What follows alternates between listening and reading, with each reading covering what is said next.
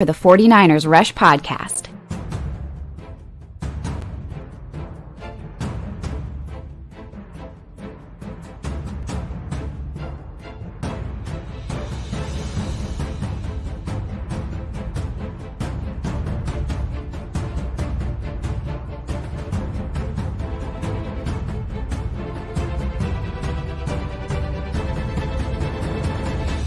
And here's your host, Jauan Chapman. What is going on, faithful? I'm your host, as always, Jauan Chapman. Welcome to another episode of the 49ers Rush Podcast. Man, we just finished the press conference. If you didn't get to catch it, that's okay. We're going to have you covered here completely. Juan's getting clips cut up and all those things. We have our show later on today, the John Wayne Show, which is going to be fun getting his takes. But I like to jump on whenever I have the opportunity to just kind of clear up some of the things, maybe some of the most important things that were said, and some of the things we can take away from the press conference, because we don't get many of these in the offseason. And so, we got to hear from Kyle Shanahan, Trey Lance, Trent Williams, and Charvarius Ward. And it was very telling. A lot of different things came across. And so I'm curious to see what stood out to you guys as well. But man, I'll tell you this right now. The number one thing that we kind of have to take away from today is Deebo Samuel. He showed up. Not only did he show up today, he showed up yesterday to get his physical and all that kind of stuff a day before, get all that cleared up. Now, did he practice? No. And when Kyle Shanahan was asked, do you think Deebo's going to be going and suiting up tomorrow and things like that? He's like, no, I don't know why he would. Don't know that we need him to. And he even kind of alluded to, I don't think Deebo's going to be upset if we're not expecting him to suit up, and we don't think it's needed. So that's great news. And, Kyle Shanahan was pressed even further into, do you feel like the relationship between you or the 49ers and Deebo has been mended? The quote was, quote, I think it's always been all right, end quote. Kyle Shanahan, there was no mending needed. And David Waller, he said, I love this guy. Deebo is now a Cowboy. Yeah, I got so many tweets and messages and texts from a lot of my friends in Dallas that were saying, Deebo's hanging out with Dak and CeeDee Lamb. Yeah, they're friends. They're friends. It makes sense. 0% chance that was ever going to take place. No way in hell you trade him to the Cowboys. You just don't do that. You just don't do it. So anyway, yeah, Deebo's here to stay. Now, will the contract get done? I don't understand why it wouldn't. Deebo was really wanting to send a message to trade me. Before the draft, that made a little bit of sense. And I think this is another testament. I put out earlier, DK Metcalf didn't show up to the Seahawks mandatory minicamp today. Now, he's going through some injuries and whatever else, may have gotten permission not to, but what a contrasting vision between several different teams. And so you have A.J. Brown in the Titans. You have DK Metcalf in the Seahawks. You have Deebo in the 49ers. And so on the most G-rated scale ever, DK Metcalf was saying, I want to be a Seahawk for life, and I want to get this contract done and all these things, and just saying nothing but positivity. He doesn't even show up to mandatory minicamp because he hasn't got a contract done. You got A.J. Brown, who their head coach, Vrabel, said, I will not be the coach. I will no longer be the coach of the Tennessee Titans if we trade A.J. Brown. Guess what? Traded A.J. Brown. All the same agents, by the way, all the same position, all the same years drafted and the same contract situation. And then you got the 49ers. Deebo requests a trade, scrubs Instagram, all this cryptic stuff with his brother, other players. It just was weird, right? Well, guess what? Showed up a minicamp and everything is pointing in the right direction. So sometimes I'll take a little drama. I'll take some bad optics if it means my players are staying on my team. There is no universe where the 49ers are a better team without Deebo. Zero. It doesn't exist. This contract, as we have said, so freaking long. I'll put it up again. I'm going to keep showing this bad boy because I think it's important. I tweeted this out on April 22nd. This is before the draft. This is whenever all the stuff started, the scrubbing and the demanding trade and all those things. I put this out on April 22nd. Just a reminder that Deebo will still be on the 49ers for a long time coming. Yeah, no reason to change any of those ideas or perspectives or whatever. Oh, here we go. Thank you, 49ers girl. She's always on top of her stuff. She says it was confirmed DK was not excused. Man, you want to talk about a bad offseason? Just talk about the Seahawks. It's as bad as it could possibly. The worst offseason in the NFL by a considerable margin, and now this. I think DK cooler heads will eventually prevail there, but yeah, I mean, good gosh, you shipped out a potentially Hall of Fame quarterback. I don't think Russ is a Hall of Fame quarterback yet, but he's definitely Hall of Fame caliber. You ship him off, you get a couple role players, you draft crazy DK. It's just bad. It's just a bad team. It's really, really bad. And yeah, I'm with you. The number one thing you got to take away, not only did Deebo show up, they asked Trey Lance about Deebo and how much you talked to him and, what's y'all's communication. And the quote was, again, we'll get these video clips later. Trey Lance said, quote, I talk to Deebo a ton, end quote. We talk all the time. So like this whole idea of people like trying to force narratives, stop me if you heard that before, on how Deebo doesn't like Trey and all those things. Oh, we talk a ton. Come on, man. Miss me with that BS. Like, get that crap out of there. I just think it's interesting to me when there's space created for doubt or indecision or just lack of knowledge. You get people that are going to fill it with negativity, even though it's kind of unencumbered or unsubstantiated, probably a better word. It's just what we do. It's human nature, and I understand that. And media is going to run with it with what we have today. That's part of it. That's okay. But man, just come back down to reality. Chill out. And let's talk Bosa. Probably one of the things that I thought was interesting. A lot of people early on my message board and, all my emails and all that stuff. How do we sign Deebo and Bosa this offseason? And I kept telling everybody, you don't have to sign Bosa this year. You don't have to. Don't have to. Why? Because he's got that 5th-year option, and it doesn't make sense for Bosa to do so. He's got 28 million or 20 million that he's getting this year in his 5th-year option because he made 2 Pro Bowls. So that bumps him up to the highest level for edge players. And then on top of that, he's got lots of money. Family's got lots of money. It's going to help him long-term the longer he waits. And so Kyle Shanahan basically said the 49ers have not even started negotiating with Nick Bosa because that's how both sides want to go about it. So Bosa doesn't want the extension. 49ers don't want the extension either. They're both going to wait and kind of see where things go. But good Lord, he will be the highest paid non-quarterback when it's all said and done. I mean, you're talking 30 million plus a year once it's all said and done, and he deserves it all. I love to see people get paid. That's just what it's about, man. I freaking love it. So anyway, that's interesting with Nick Bosa, which he showed up and he's working out. Got a couple clips shared from some of the beat writers, and man, he looks Bosa's Bosa. Yeah, Kyle Shanahan even said there is not a human being that works as hard on his body as Nick Bosa does in the NFL. I just think that's what, it is. And what's up, Phil, man? He says, great maturity by Deebo and Bosa showing up today. It's business, man. And Deebo's trying to get paid. And I want Deebo to get paid. And everything that he's done has been what's best for Deebo, including today. Show up. Show up. Because, again, Deebo's slated to make $4 million this year. Now, again, that's a lot of damn money. I wish I could be slated to make $4 million this year. But he can make 22 probably. He can make over 20 million with the way things are going.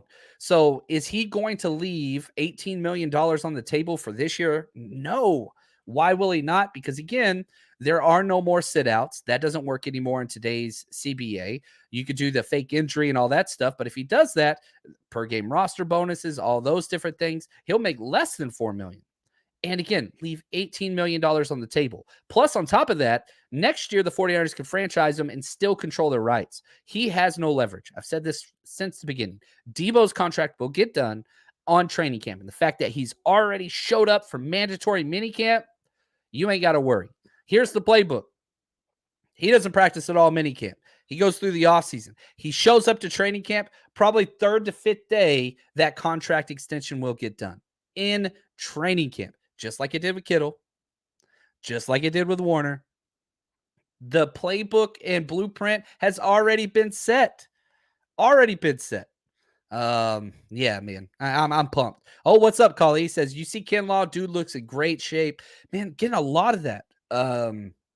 He's always been huge. He's always been massive. But yeah, the idea that Kinlaw looks lean, huge. Can't wait to see Kinlaw this year. There are a few players that I think the 49ers season kind of hinges on. You know, I'm not worried about Trent Williams, not worried about the 49ers run game too much. Offensive line's got some issues for sure. Somebody's got to step up there. But I think there's, again, two of the key players on defense. Jauan Kinlaw, Talanoa Hufanga. Those are kind of litmus test players that if they exceed expectations, watch out. Guaranteed top 5 defense.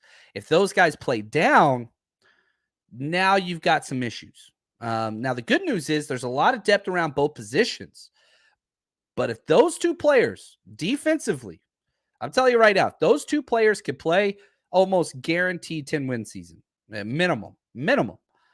Which, again, you get to 10-7, you're probably going to be in the playoffs. But that's a minimum.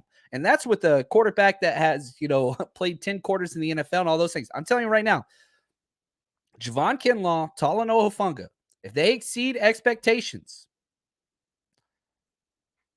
it's man, get ready, baby.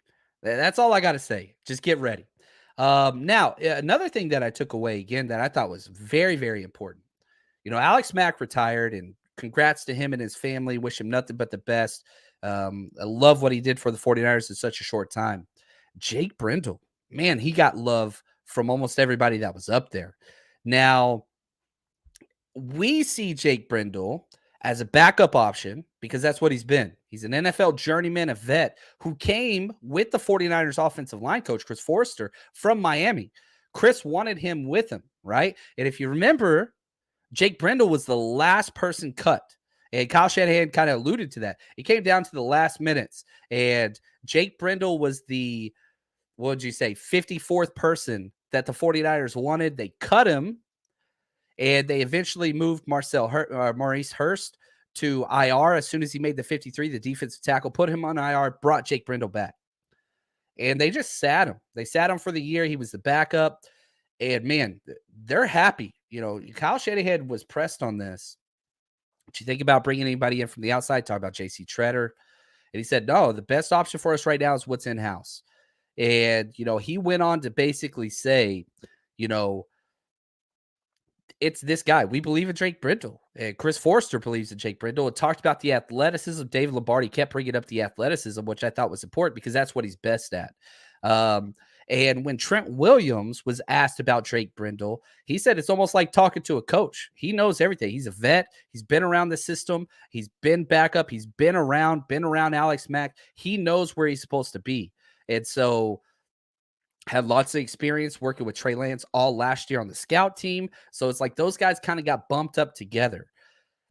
Faith in Jake Brendel's up a little bit after today, but still, I don't know. I don't know. Another player that I thought did, maybe one of my favorite parts of the entire press conference, Trent Williams was asked about undrafted free agent Jason Poe out of Mercer, who I'm really, really high on. Trent Williams' face lit up, said it literally the biggest smile of the whole press conference. It said, like, who the hell is this guy?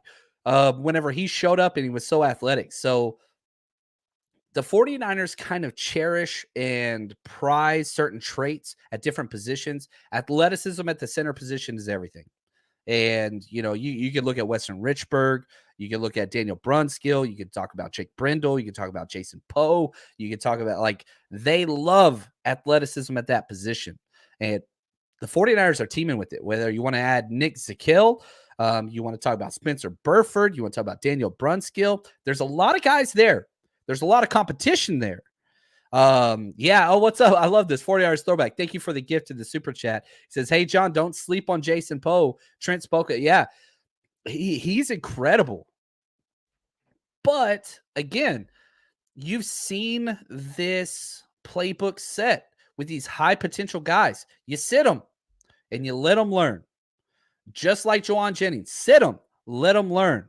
Ross Dwelly, sit them, let them learn. Aziz, sit them, let them learn. Emmanuel Mosley, sit them, let them learn. Jason Poe's going to be that guy. So, Coach Cruz, shout out to Coach Cruz. He's been helping with our 90-part series, man, which I cannot thank Anthony enough here, man. He's incredible. But, yeah, if you haven't caught, we're starting to do our 90-person roster breakdown, starting at number 90 all the way up to 9 videos a week, trying to bring life to these rostered players.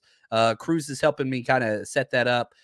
So, anyway, that's there. And it's fun going through these guys. And whenever we're on the back end of the roster, which we're starting with 90, right?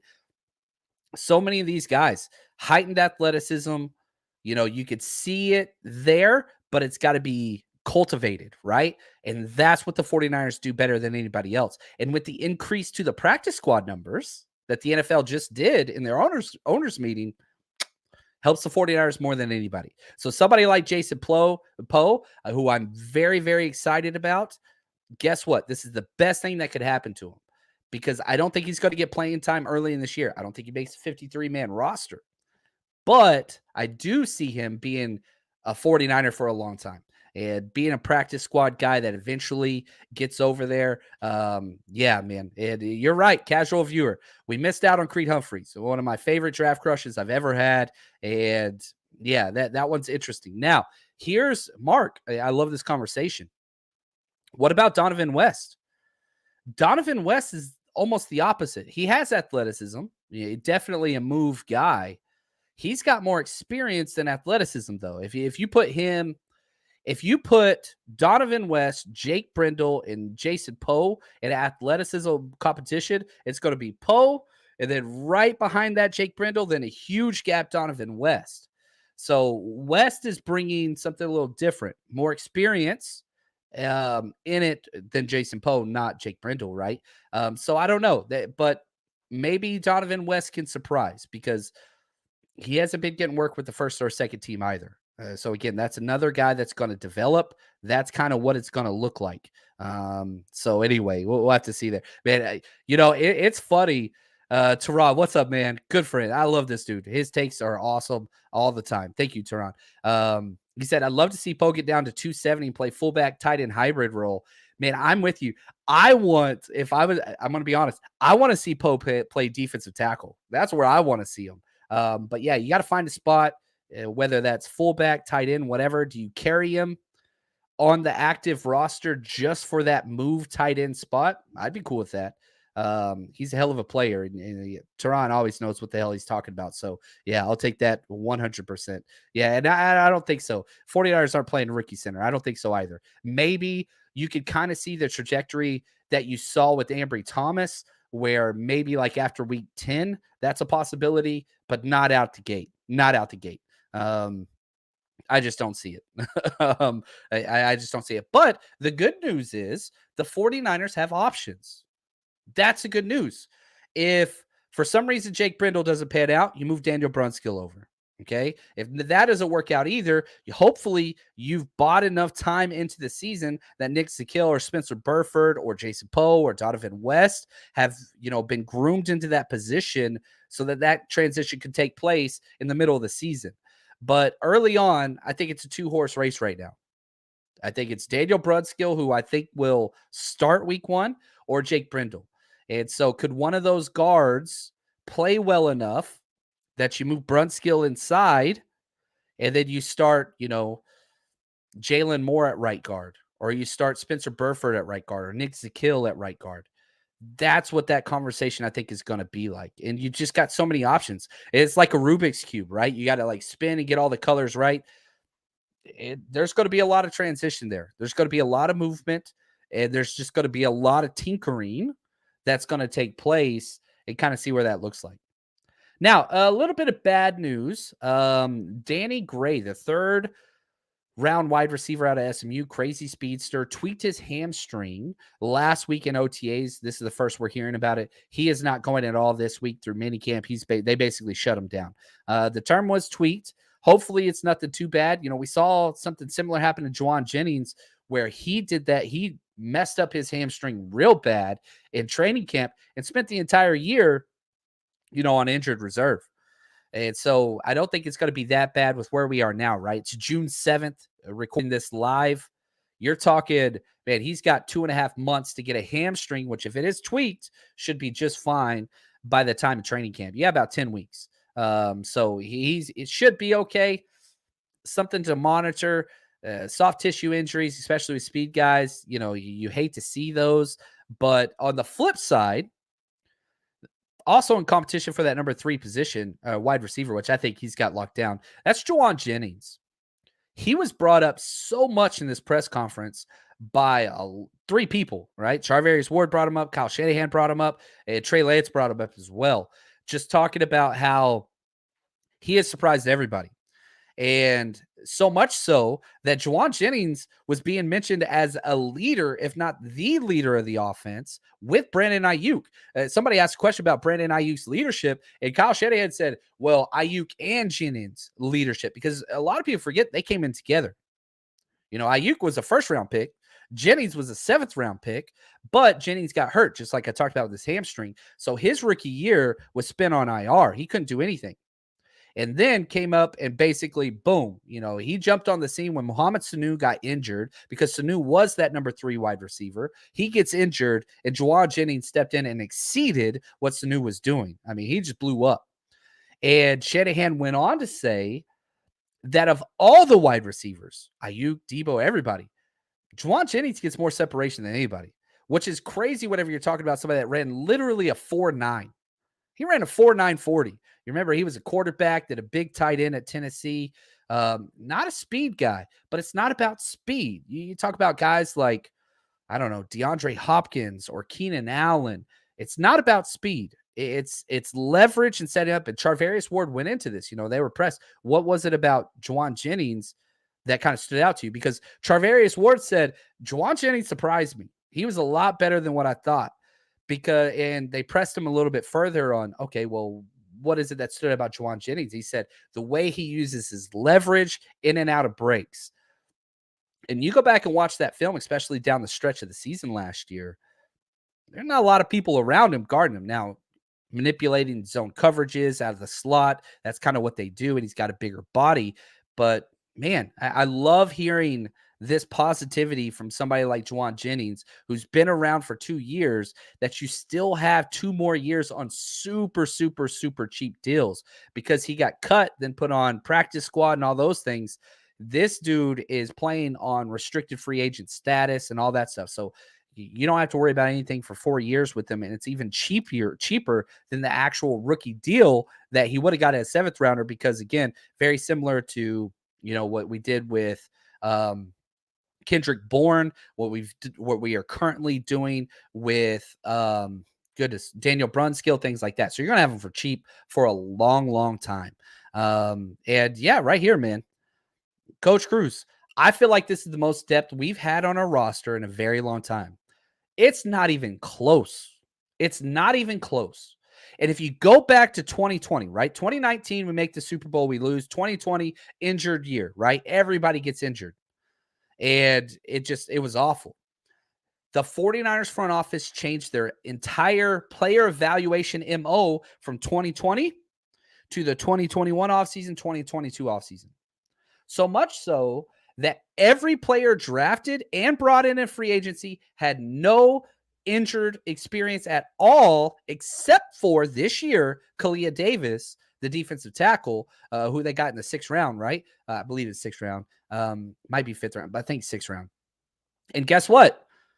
You don't even have to worry about him, because you have 4 defensive tackles on 1-year deals this year. So Kalia Davis is a problem to next year's depth. Do you see what I'm talking about there? So that is a transition that's take place. Go back to the time where everybody was complaining about the 49ers drafted injured players and all these injured history and all whatever. Those days are done. DUN. It's over.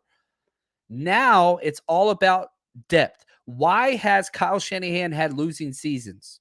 When Jimmy Garoppolo got hurt, and then 2020, when Jimmy Garoppolo got hurt again, along with Nick Bosa, everybody else. That's it. Outside of those 2 years, once they got established, the only thing that stopped them from success is injuries.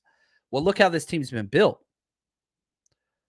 Outside of an injury to a couple key players, it seems like they can overcome a lot of that because of the depth that has been built. And a lot of teams, especially in NFC West, who you're competing with, cannot say that. If one or two injuries happen to the Rams, now they'll probably spend all their draft capital to solidify those injuries if it's before training deadline and stuff, but they don't have the depth. Arizona Cardinals, oh my gosh, no depth. The Seahawks, they don't have starters.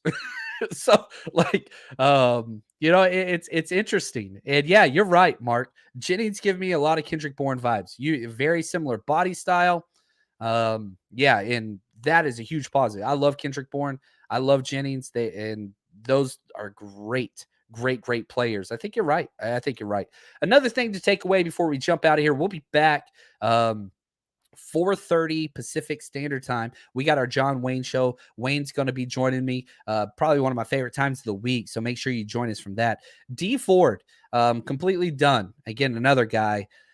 Never really panned out, sadly. You had that 8-game stretch where you saw how great the 49ers could be with Dee Ford and Nick Bosa, and it just never came back. And so Dee Ford's time is done.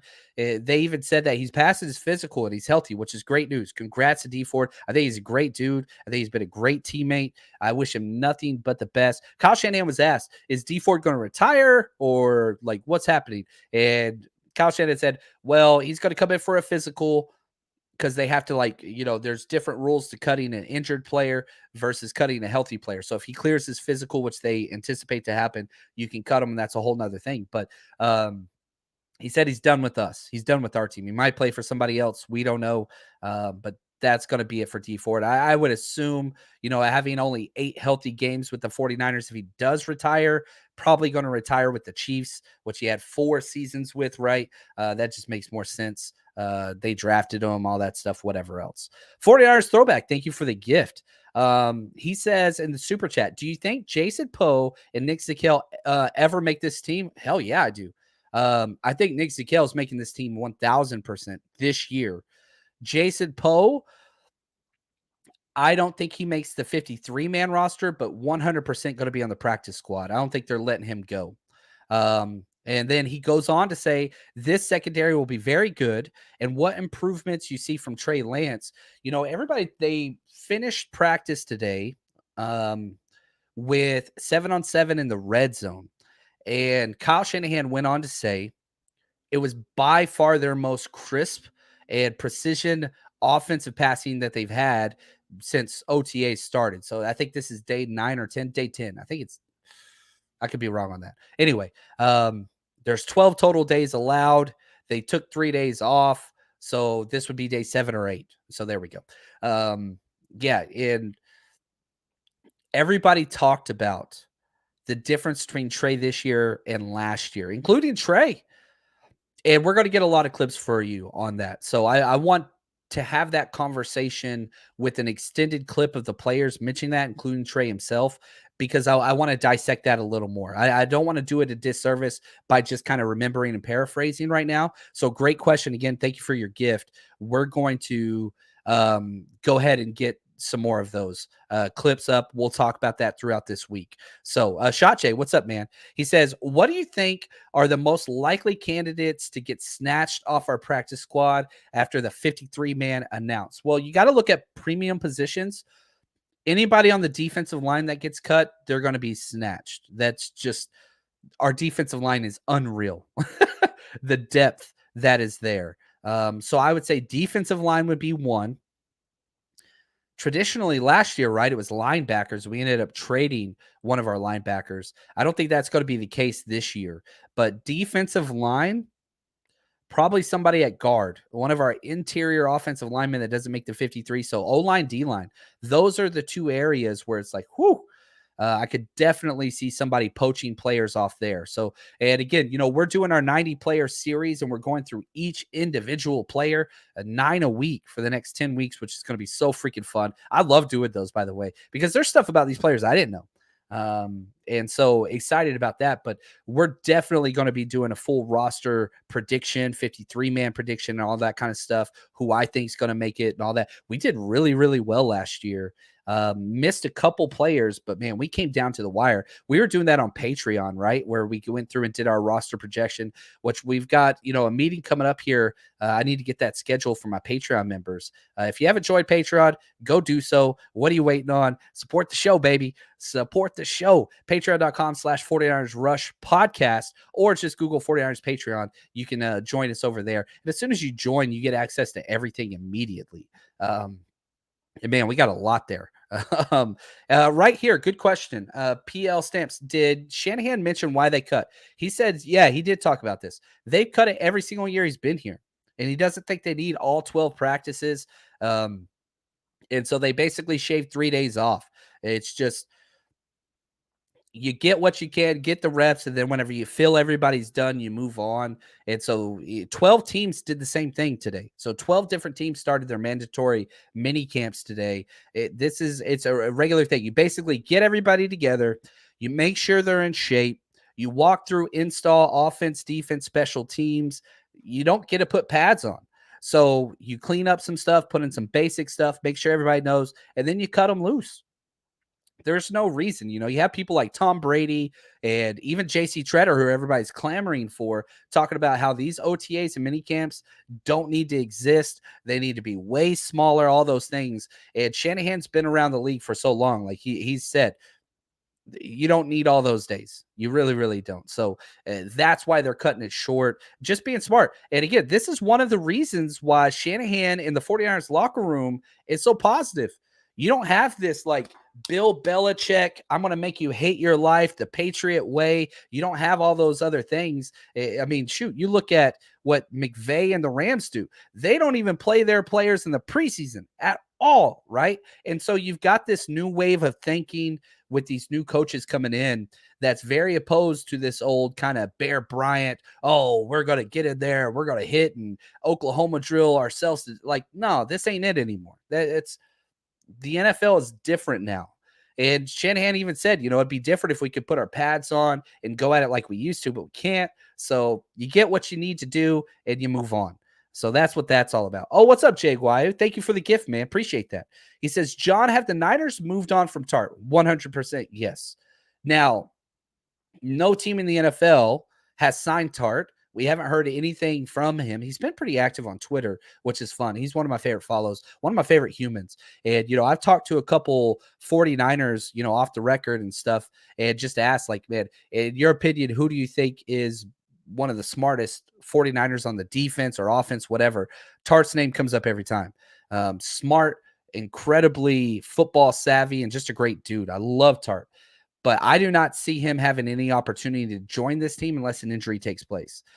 The fact that they brought in the safety from the Colts, right, and paid him such a decent amount of money to be a special teams player, I think that kind of shows you what they want to do. This is going to be Talanoa Hufanga and Jimmy Ward. Those are your starters.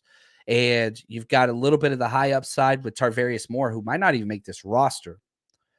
But that's kind of where it is. And so I don't see Tartt coming in at all unless there's an injury that takes place. But the fact that he's still out there, I want him to get paid. I want him to get a job. I just don't see that being with the 49ers.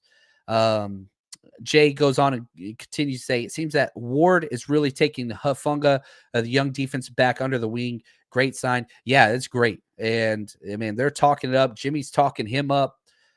If you watch the 49ers mic'd up through one of the OTAs, and man, you just see Jimmy Ward and Hufanga going back and forth talking, and it's fun to watch.